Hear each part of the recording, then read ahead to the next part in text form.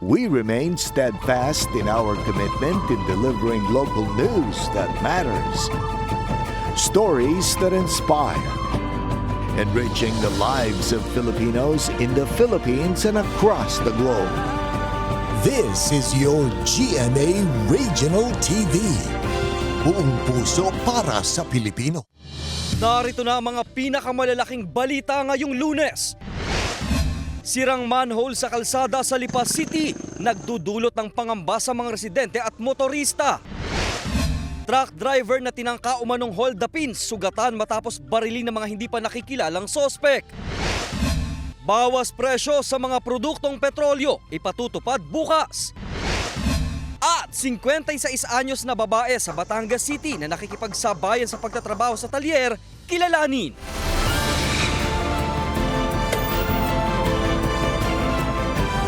Ito ang GMA Regional TV, Balitang Southern Tagalog. Magandang hapon mga kapuso, narito na ang Balitang Southern Tagalog. Hatid namin ang mga pinakamalaki at pinakahuling balita sa Timog Katagalugan. Live mula rito sa GMA Batangas Station, ako po si Ace Medrano.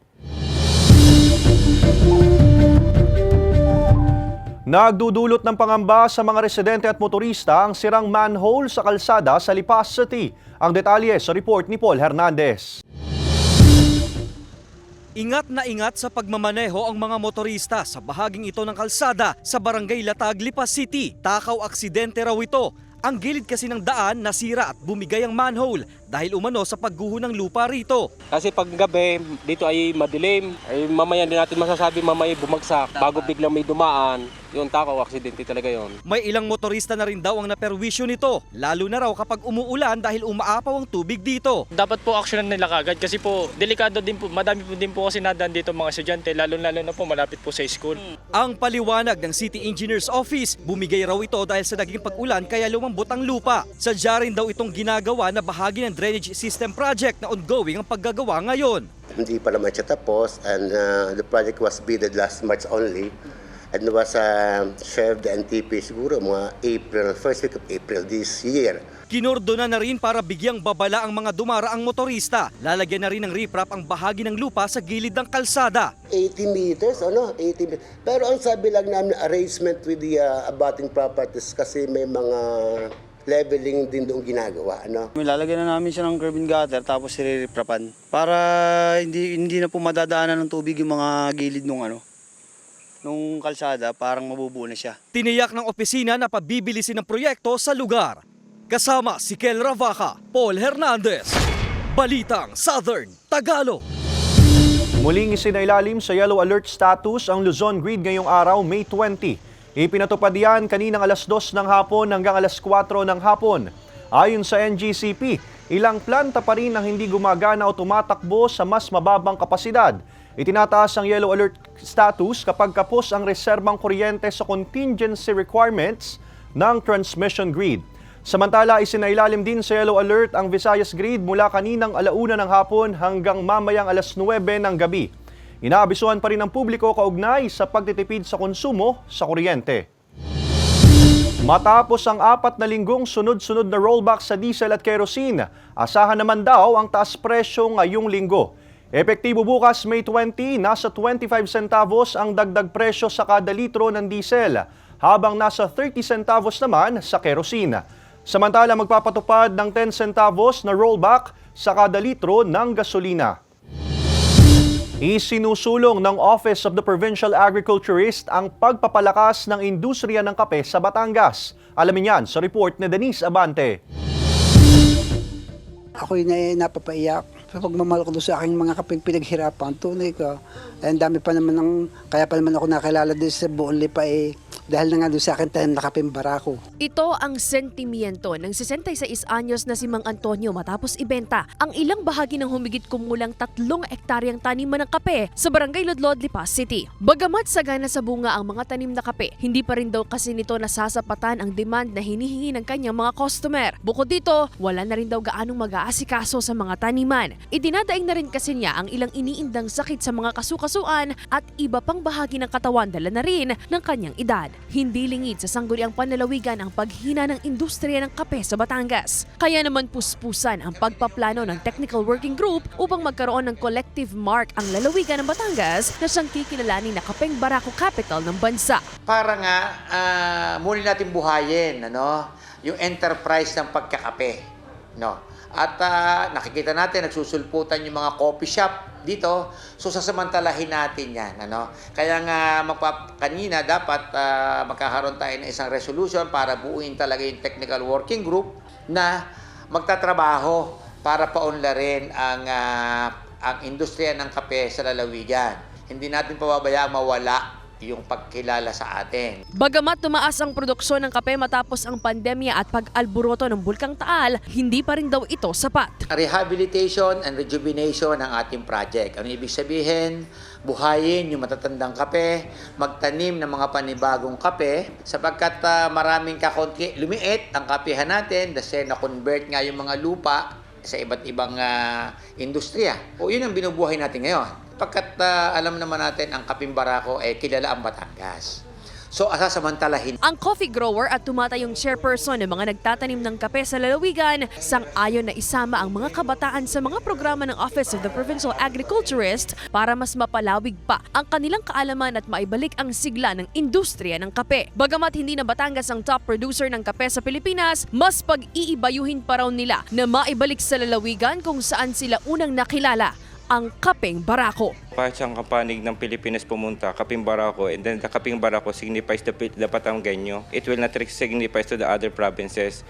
Kumbaga, nakatatak na ito Kumbaga, ito yung Kapeng Pilipino. Pag sinabing Kapeng Pilipino is the Kapeng Barako. Ang isang objective namin dito sa Technical Working Group, magkaroon ng pagkilala, una muna sa Kapeng Barako. At the same time, pagka nakilala, alam na nila kung ano itatanim nila. Sa Oktubre, nakatakdang isagawa ang Coffee Festival bilang pagkilala sa industriya ng kape sa lalawigan. Hinihikayat ang mga kabataan, coffee growers at coffee shop owners na makilahok sa programa upang mas mapalakas at muling maibalik ang sigla ng industriya ng kape. Kasama si J.R. Manjares, Denise Abante, Balitang Southern Tagalog. Mga kapuso, humihina na ang El Nino ayon sa Pag-asa. Sa katunayan, ang ilang lugar sa Lipa City nakaranas na ng pag-ulan. Para sa detalye, makakasama natin live si Paul Hernandez. Paul?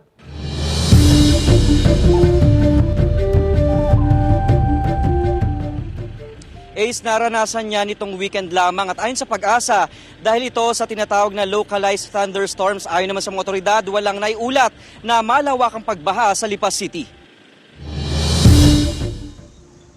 Darang pa rin sa init ang ilang pananim sa Lipa City, Batangas. Sa Barangay Pusil, 2 beses kung diligin ang tanim na sitaw kada araw.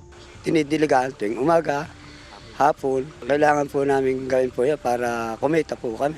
Pero may pagpaparamdam na ng pag-ulan itong nakaraang araw. Bagay na hinihintay rin ng ilan para kahit papano yung mabawasan daw ang alinsangan. Ayon sa Pag-asa, pahina na ng pahina ang El Nino. Paunti-unti po bumababa na po yung temperatura na nararanasan po natin. About naman po sa La Nina is more likely po magde-develop po ito by June, July, August. Ang mga naranasang pagbuhos ng ulan, dulot ng isolated thunderstorms at hindi pa raw tag-ulan ayon sa Pag-asa. Aasahan ng malalakas sa pag-ulan sa Hunyo at posibleng magtagal hanggang sa mga susunod pang buwan dahil sa La Nina. Nagdedeklag na ng mga estero at kanal sa Lipa City bilang paghahanda sa malalakas na buhos ng ulan.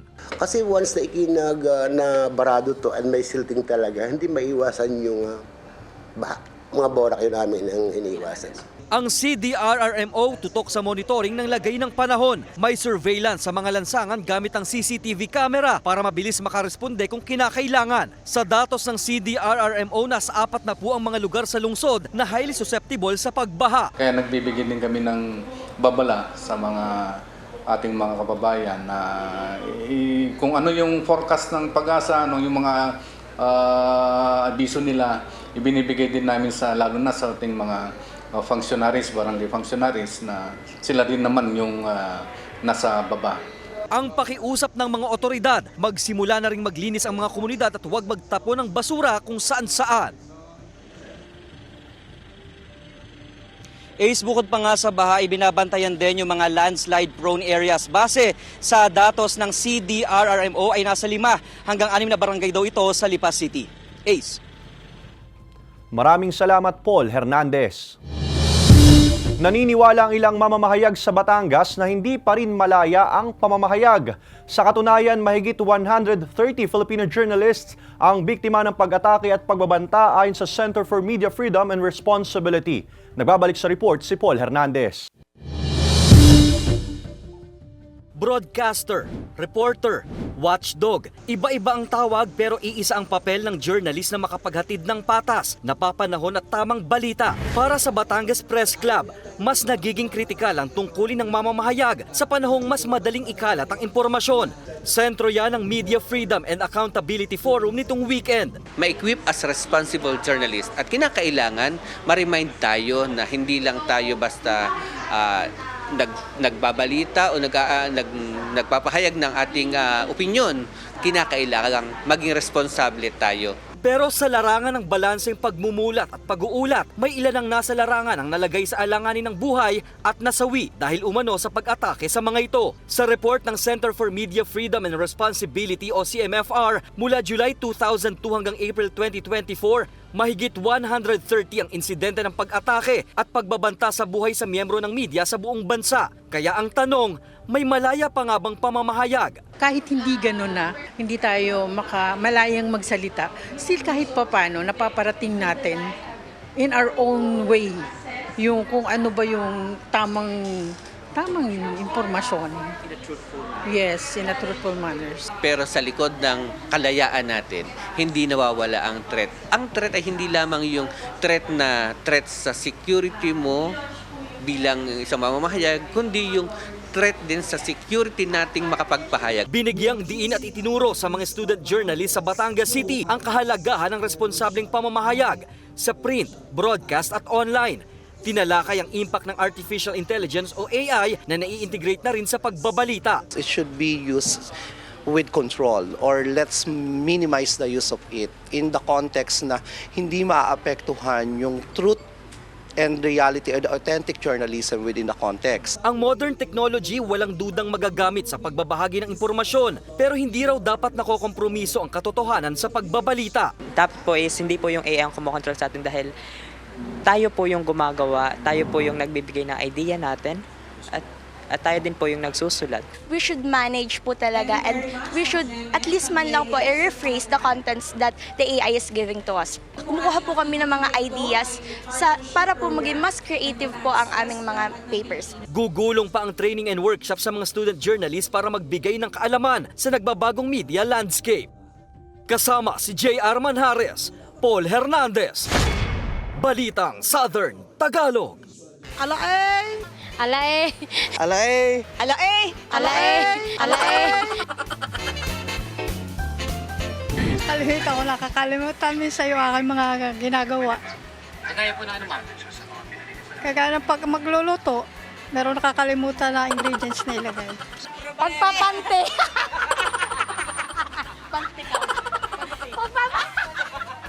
Ang madalas kong makalimutan ay ang pagkain. Kasi hindi naman talaga ako nagbabaon ng pagkain. Hanggang dito bumibili na lang ako. Mga gamit ko po, relo. Madalas po, ay hindi po ako sanay na walang relo. Pero madalas din po, nakakalimutan ko magdala. Minsan sa pagkain nakakalimutan ko rin. Ay, sa ngayon kasi po ay marami kami iniisip. Ay di, pagka nabiyahe, malimit ko nakakalimutan yung wallet. Wallet, cellphone, ayun. Susi ng tricycle. Yung mga gamit ko. Kagaya po na? Kagaya po ng mga towel. ID, hindi na nabalik. Nalilit na. Yung pagluluto. Nakakala mo ba kasi? Ay, hindi. Minsan nakasigang. Napapagang ng marites. Nasusunog nga kanin.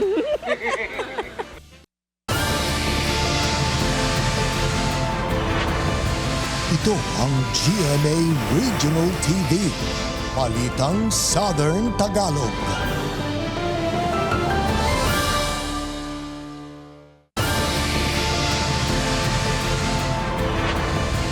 Ito ang GMA Regional TV. Balitang Southern Tagalog. Malinsangang panahon pa rin ang nararanasan sa malaking bahagi ng bansa. Base sa forecast ng Pag-asa, ilan sa mga lugar sa Calabarzon at Mimaropa ang nasa danger level na heat index ngayong araw. Pinakamataas sa Sangli Point sa Cavite na nasa 46 degrees Celsius na heat index. Nasa 44 degrees Celsius naman sa Ambulong sa Tanawan City, Batangas at San Jose Occidental, Mindoro. 43 degrees Celsius naman sa Puerto Princesa City, Cuyo at Coron sa Palawan. Patuloy ang paalala ng mga otoridad sa publiko sa masamang epekto sa kalusugan ng matagal na pagbabad sa matinding init. Posible kasi itong magdulot ng heat stroke, heat cramps at heat exhaustion. Payo ng otoridad na uminom ng maraming tubig, pati na ang pagsusuot ng mga preskong damit. Sugatan ng isang truck driver matapos hold upin at barilin ng mga hindi pa nakikilalang sospek sa Bawan, Batangas. Nakatutok si Denise Abante. Tama ng bala ng baril sa kaliwang panga ang tinamo ng 56 anyos na truck driver na ito matapos barilin ng hindi pa nakikilalang salarin sa Bawan, Batangas. Sa investigasyon ng pulisya, magpapahinga na sana sa gilid ng bypass road na ito na sakop ng barangay Manghinaw 1, Bawan, Batangas ang driver ng truck matapos kumuha ng mga ipa ng trigo sa Mabini, Batangas. Ilang minuto pa ang nakalipas, may 4 umanong lalaking lula ng 2 motorsiklo ang lumapit sa kanyang truck at tinanong kung saan ang ospital sa San Pascual. Pagkatapos nito, nakita niyang may hawak ng kutsilyo ang isa sa mga suspect at tinatangkang buksan ang pintuan sa passenger seat. Sa kanyang paglingon sa kabilang bahagi, dito na siya pinaputukan ng isa sa mga suspect at nagdeklara ng hold up. Maaring napagkamalang ang karga niya is soya kasi medyo malaki ang value ng soya. Pero nung alamin namin is hindi naman soya, parang ipa ng trigo ang karga. Or siya mismo ang hold upin, kung may dala siyang pera. Another tinitingnan namin is baka may nakagalit yung tao sa paradahan ng truck sa Mabini. Pero ang sabi naman niya is wala naman siyang nakakagalit. Naimaneho pa raw ng biktima ang truck patungo sa bayan ng San Pascual kung saan doon siya nakahingi ng tulong para madala sa ospital. Ang mga suspect mabilis daw nakatakas lula ng motorsiklo patungo sa hindi pa malamang direksyon. Patuloy pa ang investigasyon ng pulisya habang nagpapagaling ang biktima sa ospital. Sinisika pa ng GMA Regional TV Balitang Southern Tagalog na makuhanan ng pahayag ang biktima hinggil sa insidente. Payo ng otoridad? Unang-una is iwasan nila ang tumigil sa lugar na madilim at walang katao-tao. Marami na nang tayo pwedeng pagparadahan dyan na maliwanag. Kung maaari nga, malalapit sa mga checkpoint natin, doon sila tumigil, doon makiusap na lang sila sa tropa. I-entertainin naman sila ng tropa natin. Naiwasan natin yung gantong similar incident. Kasama si J.R. Manjares, Denise Abante, Balitang Southern Tagalog. Ikinatuwa ng ilang senior citizens ang sinusulong na panukala kaugnay sa pagtatayo ng Senior Daycare Center. Narito ang report ni Paul Hernandez. Bihira lang makalabas ng bahay ang 70 anyos na si Lola Adelia. Pag-aalaga ng apo ang madalas inaatupag niya o di kaya yung magbantay sa sari-sari store sa barangay San Jose, Lipas City. Naglalaba-laba, naglilinis, para lumakas sa aking katawan, hindi mo maaaring tigil Lalo akong manghihina pag wala akong ginagawa. Gusto rin naman daw niyang may nakakasalamuhang mga kagaya niyang senior citizen. Mangyayari na yan kung maipapasa ang ipinapanukalang batas ni United Senior Citizens Party List Representative Milagros Magsaysay na daycare center para kina lolo at lola sa kada barangay. Dito, may educational at socio-cultural program and services na magagawa ang mga senior citizen. Marami kang nakakausap din daw kaysa narito sa bahay. Dahil may edad na nga hindi na makapasyal ng malalayo. Suportado ng Lipas City Office for Senior Citizens Affairs ang isinusulong na House Bill 10362. Magkakaroon sila ng mga exchanges of idea kung anong pinakamabuti. Kasi din sa Lipa nga ay napakarami ng mga senior citizen. Mayroong barangay dito 1,000 plus senior citizen. Isang barangay lang yon. Pero sa halip na per barangay ang pagtatayo, dapat daw na i-cluster na lamang ito. Mayroon pong mga barangay na lapit-lapit lang. Mayroon po katulad din sa Lipa, ang area po ang distance 2 or 3 kilometers. Mayroong 1 kilometer, mayroon pong less. Accessible daw sa ibang barangay. Nakasaad sa panukala na ang pagtatayo ng Senior Citizen Daycare Center ay popondohan ng local government unit. Pwede rin na donasyon mula sa ibang pribadong individual o grupo. Sa datos, mahigit 37,000 ang bilang ng mga senior citizen sa 72 barangay sa lungsod ng Lipa. Kasama si Kel Ravaca, Paul Hernandez. Balitang Southern Tagalog.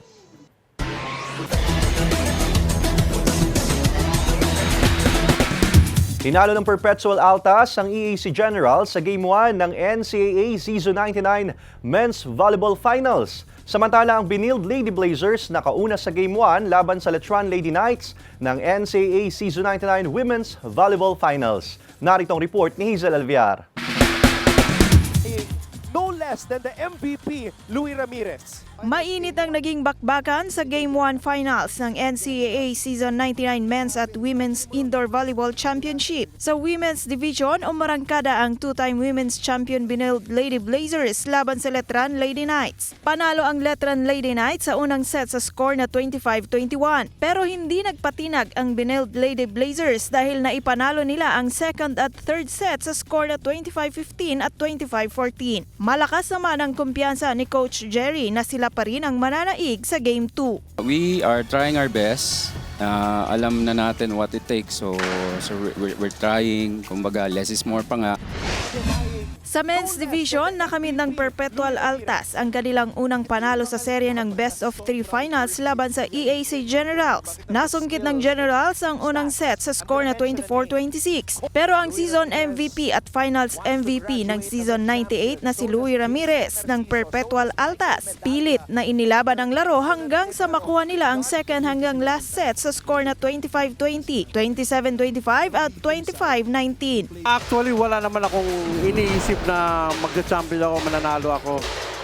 What I did only is their improvement during practice. And not only the training skills, but also emotional, psychological, and spiritual. Kasama yun. Abangan ang Game 2 Finals sa susunod na linggo, May 26, alas 12 ng tanghali live sa GTV. Hazel Alviar, Balitang Southern Tagalog. Alae! Alae! Alae! Alae! Alae! Alae! Temba, kayang tubigan ko. Minsan po cellphone. Pag lilinis po ng plato. Pag-asikaso. Mahirap kasi ko na sabay-sabay. Nag-iisa. Lagi ko po kasi nakakalimutan. Iwanan ng bye-bye sa aking mga anak. Pagpaalam. Wallet po. Nakakalimutan ko po. Yung ano ko po, hindi ko din po alam, nalimutan ko na. Siguro ngayon po kasi exam po namin, nalimutan ko po yung ballpen ko po. Assignment po. Paano? Ano nangyayari? Nalimutan assignment? Magpupuwit po tuwing gabi, tapos gagawin ko na po. Utang po. Kasi hindi nakakabayad.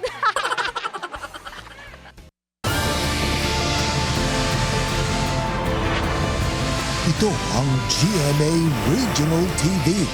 Balitang Southern Tagalog.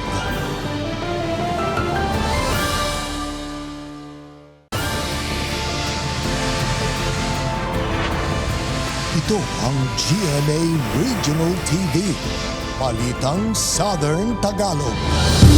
Patay ang 5 taong gulang na batang lalaki nang mabundol ng delivery van sa Gumaca, Quezon. Nakatutok si Paul Hernandez. Kalunos-lunos ang sinapit ng 5 taong gulang na batang lalaki sa Barangay Kamuhagin, Gumaca, Quezon matapos siyang mabangga ng delivery van na ito umaga nitong Biyernes. Matindi raw ang tinamong pinsala sa katawan ng bata dahil sa lakas ng pagkakabangga. Sa ulat ng pulisya, nasa gilid ng kalsada ang bata nang bigla siyang masapul ng sasakyan. With the incident, medyo malakas yung impact. Taking into consideration na Maharlika Highway ito, mabibilis naman talaga sa sasakyan dito. Galing daw sa Bicol ang sasakyan at patungong Maynila. Iniimbestigahan kung paano napunta sa gilid ng kalsada ang van. Okay naman yung sasakyan, hindi naman siya nakatulog. Talagang na-side swept niya lang yung bata. Sa kwento ng nanay ng biktima, sumama raw sa kapitbahay ang bata para bumili ng kandila. Wala daw pong nabiling kandila dun sa unahan na tindahan. Bumalik daw po sa release tapos mababasag doon diretso sa kalsada. Hindi matanggap ng ina na bangkay nang makikita ang anak. Desidido ang pamilyang ituloy ang kaso. Talaga ay nasasaktan. Sa nababalitaan ko na ako daw po ay tumanggap ng pera. So, totoo lang, wala po ako natatanggap na hanggang ngayon ang aking anak ay hindi pa ako nakakagalaw ilang araw na. Hawak ng pulisya ang driver ng van. Sinisikap ang mahinga ng panig ng GMA Regional TV, Balitang Southern Tagalog ang driver ng van na mahaharap sa kaukulang reklamo. Paul Hernandez, Balitang Southern Tagalog. Sandamakmak o libo-libong kuliglig ang namemeste sa northern part ng Nevada sa Amerika. Apektado ng Mormon crickets ang ilang kabahayan, bukirin at negosyo sa lugar. Ang isang residente roon sinubukang itaboy ang mga namesting kuliglig gamit ang leaf blower. May ilan rin umanong nahihirapang pumasok sa trabaho dahil sa mga insekto. Ayon sa US Department of Agriculture o USDA, posibleng makapaminsala sa ekonomiya ang paglipana o pag-atake ng mga kuliglig. Mga kapuso, sa Miyerkules, May 22, mawawalan ng supply ng kuryente ang ilang barangay sa Tanawan City at Nasugbu, Batangas. Magsisimula ito alas 9 ng umaga hanggang alas 4 ng hapon. Bunsod ng paglilipat at pagpapalit ng mga poste at row clearing ng mga linya.